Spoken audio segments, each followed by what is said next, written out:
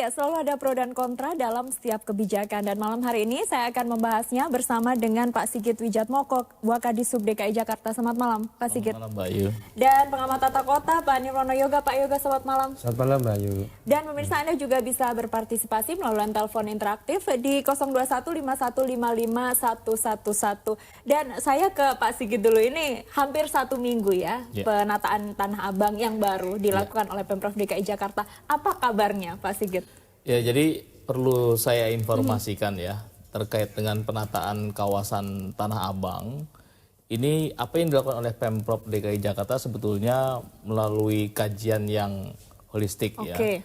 Bahwa ada aktivitas masyarakat di kawasan Tanah Abang dalam bentuk kegiatan ekonomi.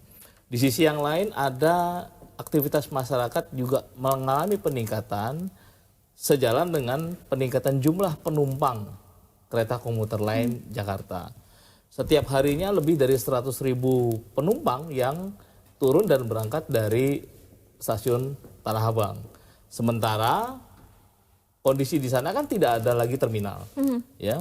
Nah, kita akan mengatur nih secara keseluruhan, tapi Pemprov membuat satu tahapan-tahapan rencana. Rencana jangka pendek, rencana jangka menengah, dan rencana jangka panjang. Tentunya rencana jangka panjang kita akan membangun yang namanya TOD. Itu jangka panjang ya? Oriented Development. Itu yang akan dikerjakan. Nah, apa yang dilakukan di jangka pendek ini adalah sebetulnya kita memperbaiki konektivitas, ya, integrasi antar angkutannya. Utama dari kereta komuter lain ke yang lain. Ya. Karena kan macam-macam nih. Di situ ada bus besarnya, kemudian ada bus sedangnya, termasuk juga sampai mereka yang berprofesi ojek pangkalan dan ojek berbasis aplikasi atau ojek online. Ini kita atur semua, kita desain semua. Nah, Pemprov pendekatannya sekarang adalah menyediakan angkutan konektif, dalam hal ini adalah Transjakarta Tanah Abang Explorer. Sejak hari pertama kita launching di hari Jumat tanggal 22 Desember 2017 yang lalu, animo masyarakat, penumpang yang memilih angkutan lanjutan dengan TJ Explorer ini meningkat. Dari 5.000-an sampai hari ini sudah hampir 11.000 yang naik ke sana. Lebih dari 2 kali lipat mengalami peningkatan. Demikian, ya, belum sampai 1 minggu. Otomatis karena ini juga signifikan, harapan kita tentunya akan semakin hari semakin baik gitu. Dan kalau kita bicara pola penanganan transportasi, kan sekarang sudah di launching sebelumnya adalah program OKO Trip. Ya, OKO Trip ini kan kata kuncinya juga pengintegrasian. Pengintegrasian manajemen, pengintegrasian pengelolaan. Tadi kalau misalnya supir angkot bicara dengan rekayasa ini mengakibatkan setoran dia berkurang, kita kan besok berubah. Dari yang manajemen setoran ke manajemen pemenuhan SPM. Dengan OKO Trip. Jadi tidak ada masalah terkait dengan berapa penumpang yang terangkut sebetulnya. Baik, Pak Yoga, bagaimana Anda melihat kebijakan yang dilakukan oleh pemerintah Provinsi DKI Jakarta melalui penataan Tanah Abang ini? Ya, secara umum tadi dijelaskan oleh Pak Sigit, jadi penjelasan ini kan arah ke depannya menjadikan masa Tanah Abang itu menjadi kawasan terpadu lah ya, dengan berbasis transportasi massal sebenarnya. Nah, ini tentu yang perlu diberikan gambaran secara umum bagaimana mengintegrasikan tadi KRL kereta api dengan bis Transjakarta, bahkan nanti bayangan saya nanti LRT juga ditarik ke sana gitu kan. Terus kemudian nggak jauh dari situ kan sebenarnya MRT dekat itu dari Tamrin terutama ya, stasiun situ. Jadi bisa lebih banyak lagi penumpang, bahkan kalau tadi arahnya menjadi kawasan terpadu, bahkan Tanah Abang ini kan menjadi pusat perdagangan berskalanya internasional, Mbak Ayu. Jadi pembelinya tidak hanya dari nasional saja, tetapi juga internasional, dari Asia Tenggara, dari Afrika. Nah, dengan akan launchingnya kereta bandara, ini menarik juga kalau umpamanya nanti terintegrasikan ada kereta api yang dari Tanah Abang ke kereta api bandara, kemudian menuju ke bandara. Jadi pangsa pasarnya juga dikembangkan lebih luas. Nah, lihat potensi seperti itu, maka penataan Tanah Abang kita harapkan nggak usah tanggung-tanggung nih, kita jadiin aja pusat perdagangan internasional dengan segala yang lebih berskala internasional. Ini contoh umpamanya bagaimana dari stasiun Tanah Abang nanti ada skywalk bridge umpamanya ya ke pasar Blok A, Blok B, Blok F sampai Blok G gitu, sehingga orang turun dari stasiun tidak perlu turun ke jalan dulu, tapi udah langsung jalan ke pasar tujuan gitu. Nanti ada bis Transjakarta atau LRT, itu kan bisa main layang semua tuh LRT-nya gitu kan. Nah,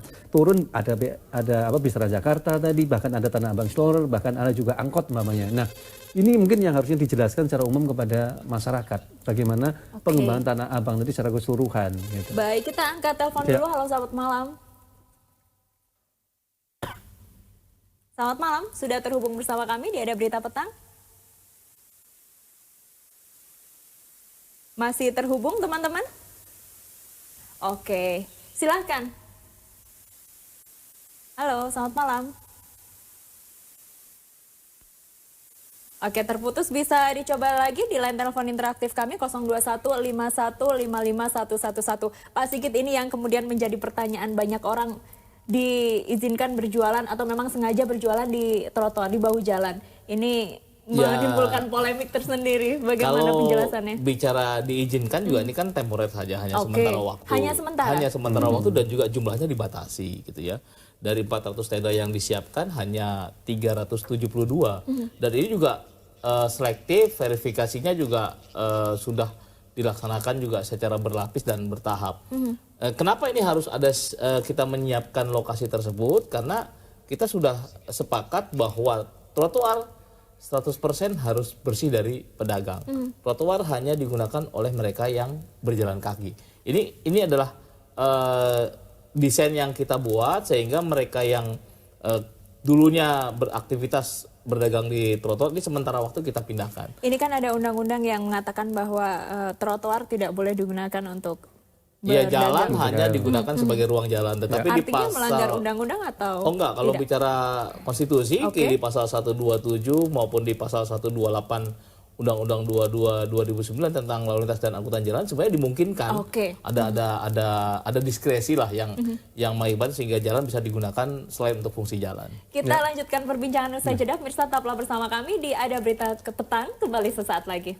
Ya pemirsa, ini jam 8 pagi sampai jam 6 sore jalan ditutup dan digunakan untuk berjualan dan sifatnya sementara, tidak ditutup selamanya. Pak Yoga, Anda melihat ini efektif, tidak menimbulkan permasalahan baru dengan penutupan jalan selama sekian secara umum waktu? Yang pertama kita belum bisa mengkaji secara maksimal karena ini kan masih dalam waktu libur sebenarnya ya.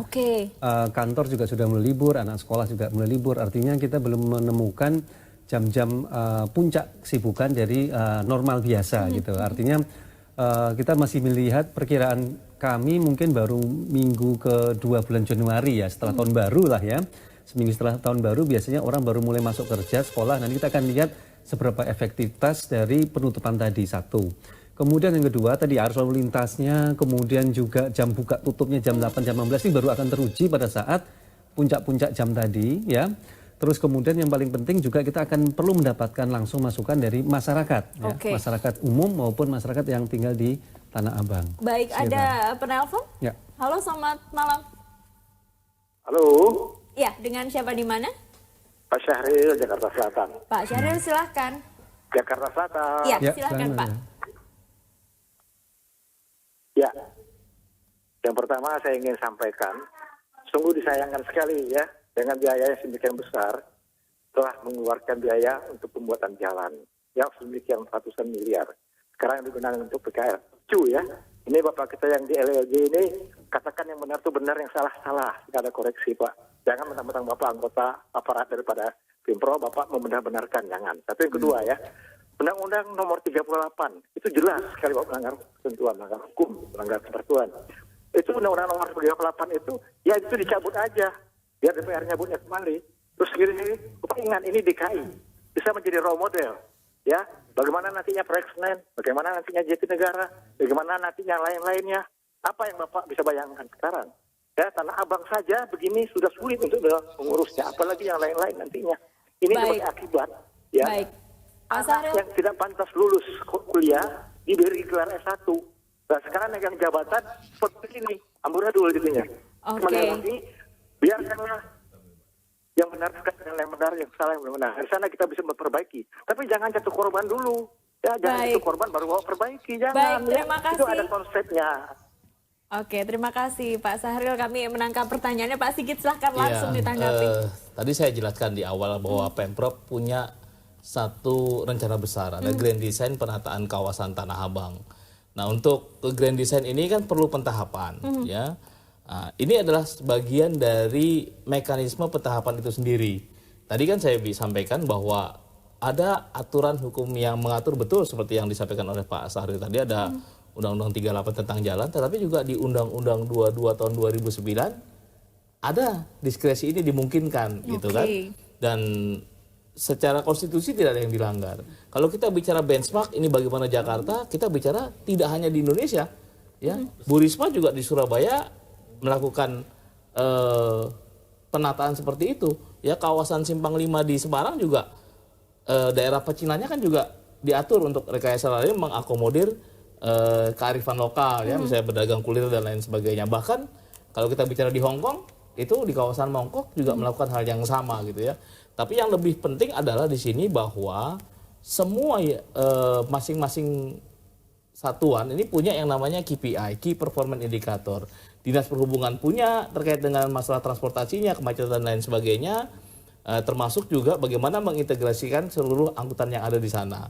Nah, terus teman-teman UKM punya KPI terkait dengan bagaimana pedagang kaki lima, ya, attitude-nya, perilakunya, dan kebiasaannya, termasuk juga wali kota menyangkut masalah kebersihan di sana. Artinya berikanlah kesempatan kepada Pemprov, ya, semua sudah melakukan satu kajian yang holistik dan integral, bahwa apa yang direncanakan sebetulnya akan menimbulkan manfaat yang jauh lebih besar lah daripada kalau kita membandingkan berapa biaya investasi jalan. Sebetulnya kalau kita bicara merubah perilaku, itu effortnya akan jauh lebih besar lah.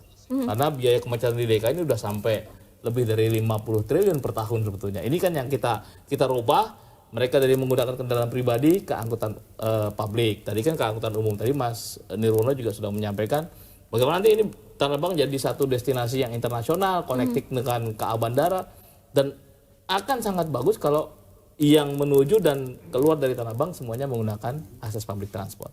Pak Yoga, kira-kira menurut Anda akan butuh berapa lama untuk mewujudkan Tanah Abang menjadi tempat perbelanjaan yang tersentral begitu ya, dan bisa menarik wisatawan tentu saja? Ya, secara umum memang kalau ada rencana Indo atau semacam kayak master plan, ya, kita bisa targetkan dalam waktu 5 tahun harusnya bisa sudah tertata Tanah Abang tadi, asal tahapan-tahapannya jelas. Nah, dalam kasus ini saya menggarisbawahi ada 3 sebenarnya. Yang pertama yang jadi pokok persoalan ini kan sebenarnya PKL, ya, sebenarnya. Nah, kita berharap Dinas UMKM bersama dengan Asosiasi PKL DKI itu segera memastikan data secara akurat PKL yang ada sekarang, terutama yang di luar kawasan tadi, untuk dilakukan 4 hal. Pertama, segera suka tidak suka PKL akan lebih baik kalau dia masuk ke dalam pasar. DKI Jakarta itu memiliki sekitar 78 PD Pasar Jaya, pasar rakyat yang mestinya bisa didistribusikan. Kalau itu pun kurang, kita masih punya peraturan bahwa setiap pusat perbelanjaan 10%-nya itu sebenarnya untuk wilayah PKL. Jakarta memiliki sekitar 90-an pusat perbelanjaan. Artinya kita punya lahan yang kalau ini didistribusikan masa nggak cukup sih gitu.